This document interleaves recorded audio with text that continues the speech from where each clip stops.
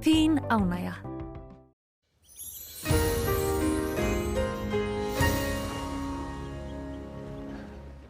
Já, komið sæl. Það háþrýstisvæði að byggja sig upp hér vestur af landi og það stjórnar veðrinu hjá okkur næsta sólarhringinn. Við sjáum hæðamiðjuna hér suður í hafi á hádegi í dag og þetta leita nú svona til okkar. Það hækkar smá saman loftþrýstingurinn og eins og svo oft við þær aðstæður og þá verður nú víða bjart veður og stillt vítt og breitt landið. Það er svona aðeins opnar á vestanátt þegar líður á morgundaginn og það fyrir svona bæta í vindinn þó sérstaklega á norðan til á landinu þá annað kvöld.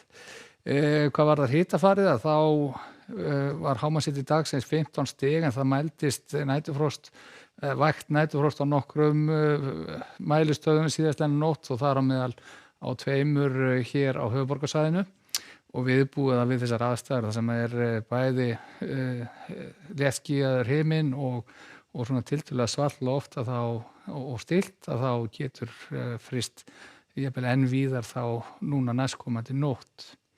En við ætlum að fara hér yfir landsfjórðungana og við byrjum á suðvesturhorninu líkt og svo oft áður og það verður sólríkt á suðvesturhorninu á morgun. Við sjáum hér stöðuna klukkan 15. Hitinn svona hámarksitti verður þetta væntanlega eitthvað 12 til 14 stig.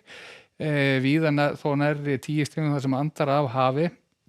Þannig að það verður nú sérstaklega sólríkt í fyrramálið en ský fara síðan kannski aðeins að hrannast upp á vesturhimni þegar líður á daginn og þá fyrst hér við Faxaflóann og síðan meira á Suðurlandi. Þetta verður háský að hula þannig að það mun nú væntanlega njóta sólar í gegnum hana. En þessi prýðisveður á morgun á suðvesturhorninu og það verður það einnig á norðvesturhorni landsins eins og við sjáum hér svona hitatölur nokkuð áþekkar ef eitthvað svona ívið lægri vindur hægur fram eftir degi en síðan bætir nú smá saman í vindun og það getur verið komið þetta 5-10 metrar á sekúndu nokkuð víða þá annað kvöld og það sama gildi með þennan landsfjórðung sem og suðvesturhorni það gæti gerst að við förum að sjá meira af skýjum á himni svona þegar það fer að halla undir kvöld. Það mun létta til í rauninu á norðausturhorninu þegar líður á morgundaginn.